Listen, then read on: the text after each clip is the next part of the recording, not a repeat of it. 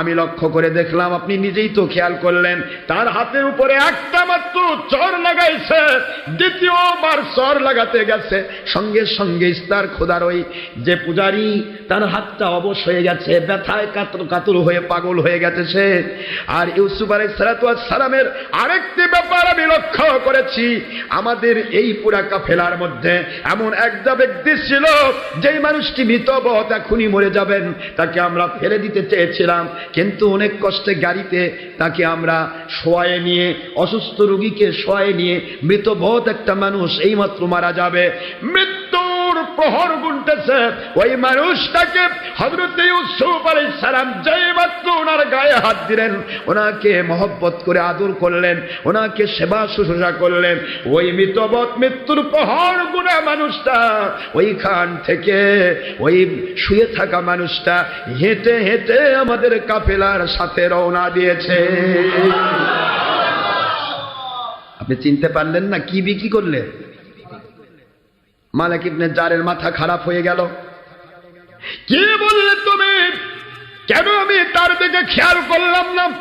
চলো এই মুহূর্তে যাওয়া দরকার। রাত্রি 12টা পার হয়ে গেছে, রাতের অন্ধকারে তিনি পাগলের মতো দৌড়াচ্ছেন। ফালেক বলতেছে, রহমতুল্লাহ আলাইহি বলতেছেন, সাবধান, আজিজে মিশর আপনার আমার বাড়ির মতো বাড়ি না, ওটা তো রাজপ্রাসাদ, পুরা রাজপ্রাসাদ বন্ধ, ওনার কাছে যাওয়ার মতো এই মুহূর্তে কোনো ব্যবস্থা নেই। ও মালিক বিন জার, সকাল হয়ে যাক, দরবার বসুক, এরপরে আমরা তার সাথে দেখা করার চেষ্টা করব। কিন্তু ইউসুফ আলাইহিস সালামের প্রেম তাকে এমন ভাবে পাগল করেছে, সারা রাত আর ঘুম ধরে না। কিসের ওজনে সোনা নিলাম, কিসের ওজনে আমি রূপা নিলাম, কিসের ওজনে আমি এই মুহূর্তে আমি রেশম নিলাম, মেসকো আম্বর নিলাম, কি করব? আমার ইউসুফকে কেন আমি হেরে ফেললাম? চেহারা যতই দেখি ততই যেন মধুর লাগে। নবীদের মহব্বত যার ভিতরে ঢুকেছে, আমার আল্লাহ তাদেরকে জান্নাতি মানুষ বানিয়ে ফেলেছে। নবীর ভালোবাসা মালিক বিন জারের ভিতরে এমন ভাবে ঢুকে পড়ল। নবীর ভালোবাসা কারো মধ্যে ঢুকলে সোনার দাম তার কাছে থাকে না, রূপার দাম থাকে না, অর্থের দাম থাকে না, দুনিয়ার কোন মানুষের ভয় ভীতি তাকে পাকড়াও করে না। নবী প্রেম ঈমান, ঈমান আছে, দুনিয়ার সব আছে, ঈমান আছে, জান্নাত আছে, ঈমান আছে, আপনার আমল আছে। নবী প্রেম ঢুকলো, পাগলের মতো দৌড়াচ্ছে, সকাল পর্যন্ত কাঁদে, কি বিক্রি করলাম অর্থ দিয়া, এটা কেমন কাজ করলাম, ভুল করে ফেলেছি, তাড়াতাড়ি করে যাওয়া দরকার। কিন্তু কিভাবে যাবে? আজিজ মিশরের বাড়ি তো ছোটখাটো বাড়ি নয়, বিশাল বড় রাজপ্রাসাদ, হাজারবার কতবার যে পাস নিতে হয়, এখানে পাস ওখানে পাস। কার সাথে দেখা করতে চান? প্রধানমন্ত্রীর সাথে। কি আপনি যা দেখা করে পাবেন না পাস লাগবে? এ মুসলমান, পাস নিতে নিতে এত কষ্ট হলো, লাস্টে প্রধান সেনাপতি রুদামুনের কাছে চলে গেল। রুদামুন সেনাপতি বলতেছে, কেন আমাদের প্রধানমন্ত্রীর সাথে, আজিজ মিশরের সাথে দেখা করার বাসনা আপনার জাগলো? আমরা তো যারে তারে তার সাথে দেখা করার সুযোগ দেই না। কি ব্যাপার, আপনার এমন চিন্তা হলো কেন? এক কথায় তিনি বুদ্ধি খাটালেন। গতকালকে তিনি যেই মানুষটিকে ক্রয় করেছেন আমার কাছ থেকে, সেখানে টাকা পয়সা কিছু বেশি নেওয়া ছিল, ওই বেশি টাকাটা ফেরত দিতে এসেছি। এখন রুদামন ভাবতে, বাবার প্রধানমন্ত্রীর কাছে আসছে টাকা দেওয়ার জন্য, অনেক টাকা বেশি নেওয়া ছিল, অনেক সম্পদ বেশি নেওয়া ছিল, ওই জন্য ওই গোলামের টাকাটা ফেরত দেওয়ার জন্য এসেছি। রুদামন ভাবলো, এটা তো রাজপ্রাসাদের কাজ। ঠিক আছে, আপনি থাকুন। চলে যাওয়া হলো আজিজে মিশর মিস্টার পতিফার কিতফিরের কাছে। বলা হলো, আপনার কাছে যে গোলাম বিক্রি করেছে, ইউসুফ বিক্রি করেছে, সেই ব্যক্তিটা আপনার সাথে দেখা করতে চাই। আজিজে মিশর বলতেছে হানিফারের কাছে, রত্নাবদায়কের কাছে, আর তার স্ত্রী জুলাইখার কাছে, দেখো যে ইউসুফের একবার মায়ায় পড়েছে, সেই ইউসুফকে না দেখে থাকতে পারে না। ও তো দেখা করতে আসে নাই, ও ইউসুফকে দেখা করতে এসেছে। কোন জিনিস তোমার কাছে হাদিয়া দিয়েছে? হানিফার বলতেছে, ও জনাব, আমার তো মনে হয় সারা জগৎ দিলেও ইউসুফকে বিক্রয় করার টাকা হবে না। কয় টাকাতে কিনছেন? এটা আমি চিনি, ইউসুফকে আমি চিনতে পেরেছি। যেটা বলুন সুবহানাল্লাহ। যাই হোক, ব্যাপার অনেক দূর চলে গেল। দেখার জন্য তাকে অনুমতি দেওয়া হলো। দুইজন চলে গেলে, ফালেক আর মালিক বিন জার।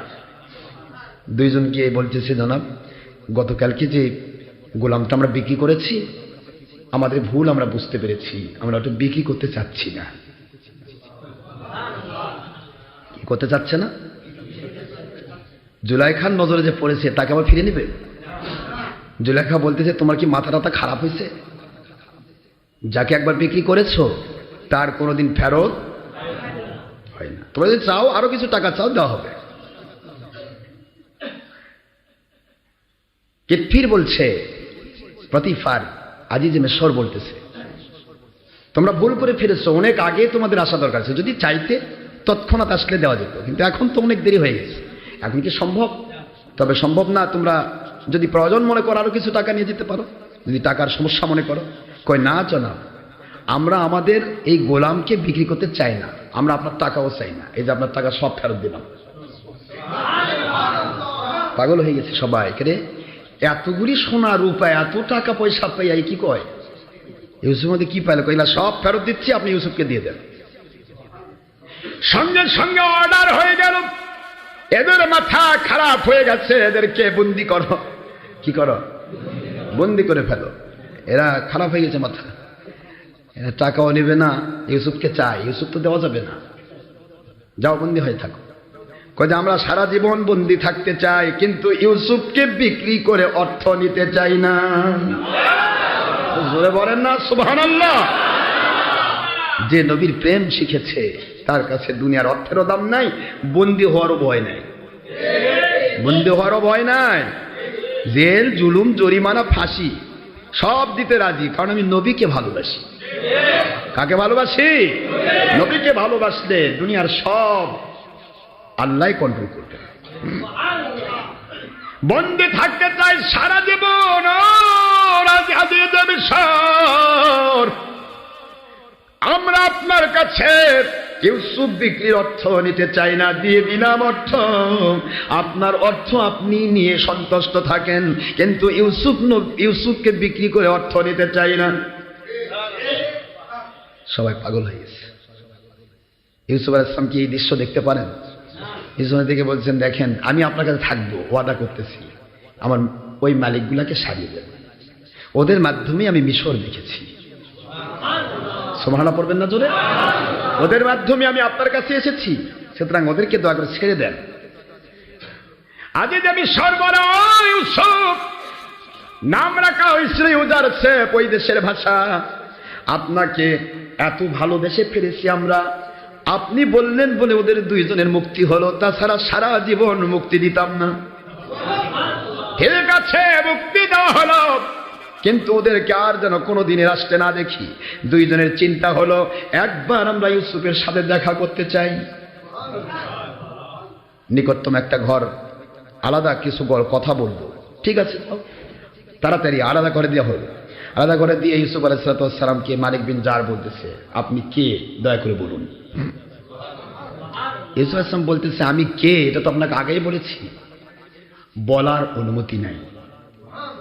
যেদিন বলার অনুমতি হবে সেদিন এই পুরা মিশর একত্ববাদ আল্লাহর পক্ষে হবে। জোরে বলেন না সুবহানাল্লাহ।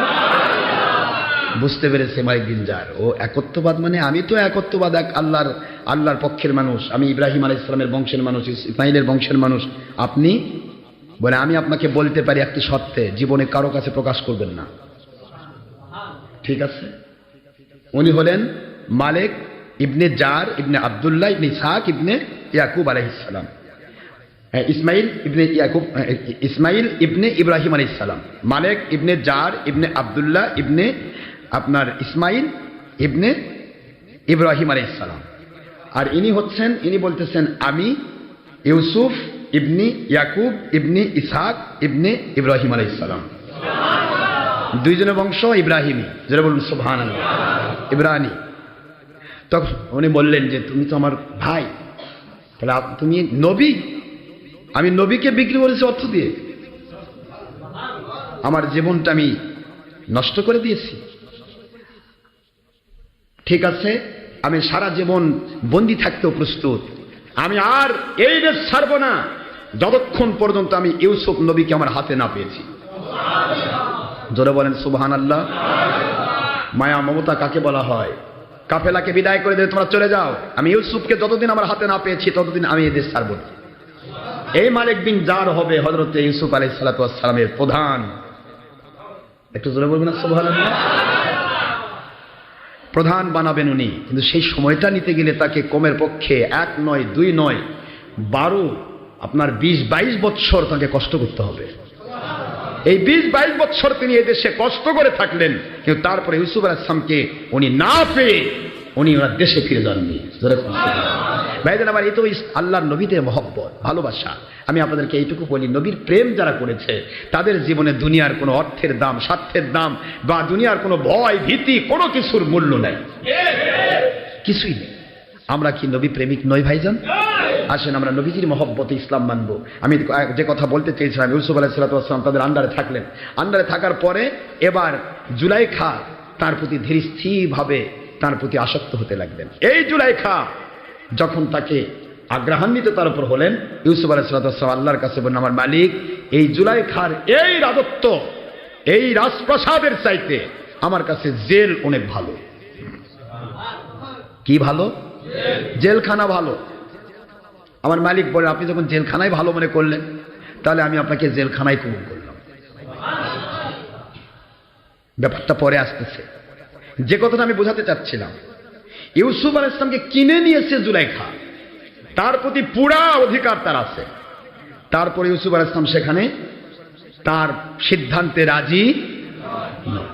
তাহলে আমরা যদি পীর হই, আমরা যদি হক্কানি আলেম হই, আমরা যদি হক্কানি ওলি হই, আমরা কি করে পরনারীর সাথে আমরা কি করে ফায়দা লুটাতে আশা করি? সম্ভব? এখানে কি কথা কি বোঝা যাচ্ছে আমার? পরনারী পরপুরুষ দেখা সাক্ষাৎ হতেই পারে, সামনে হাই লো করে দিবেন, বাস ক্লিয়ার। এই যে আমার মহিলারা, কত মহিলা, আমার মা বোনেরা, সোনামণিরা বহু দূর দূরান্ত থেকে কষ্ট করে তারা আসেন আমাদের সাথে বায়াত হন। ডাইরেক্ট নয়, ইনডাইরেক্ট, হয় রেডিওতে বসে, নয়তো আমাদের ওয়াজের ক্যাসেটে, নয়তো বা দূরে 1 মাইল দূর থেকে, যেভাবে হোক তারা আমাদের বায়াতের সম্পর্ক রাখেন। আল্লাহ বললেন, করনা ফি বুয়ুতি কুন্না, মহিলারা তারা ঘরে থাকবে। আপনারা দলের স্বার্থে ইস্তেমার নামে, অমুকের নামে মহিলাকে রাস্তায় বের করে নিয়ে যাচ্ছেন। কোন নবীর ইসলাম এটা? কোন কোরআনের ইসলাম? আমি ইসলাম জানাতে চাই, ইসলাম বোঝাতে চাই। ইসলামটা আমি ছলচাতুরিপূর্ণভাবে ইসলামকে আমি ব্যবহার করতে আমরা ওলি আউলিয়ার মানুষ দিতে পারি না, ঠিক না?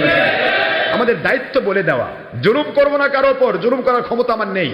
কারণ জুলুম করার ক্ষমতা থাকলেও কোনোদিন আমার জুলুম করবো না। পৃথিবীর কোনো ওলি আউলিয়া বা নবী রাসূল কারোর উপর জুলুম করেন না, ঠিক না? ঠিক। সুতরাং জুলুম নয়। আমরা চাই কি করে মানুষগুলি আল্লাহওয়ালা হবে। ভাইরা আমার, মহান আল্লাহ আমাদের বোঝার তৌফিক দান করুন। আমরা যেন সত্য ইসলাম বুঝতে পারি, সত্যটাকে যেন মানতে পারি। আপনি যে দলে থাকেন সে দলে থেকে যেন আপনি বুঝতে পারেন যে কোনটা হক আর কোনটা বাতিল।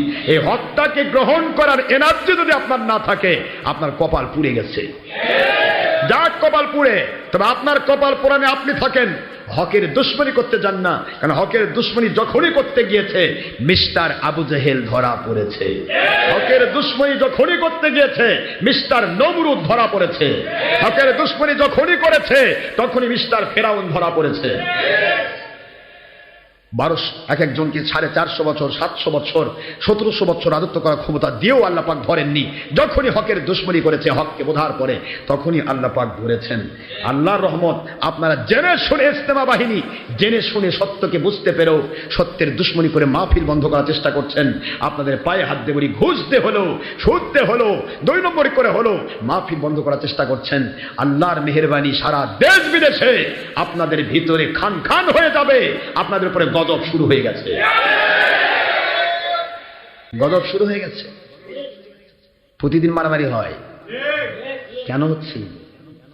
হচ্ছে শুরু কেবল, দেখতে থাকুন, এখনো সময় আছে, সত্যকে গ্রহণ করুন, অসত্য বাদ দেন।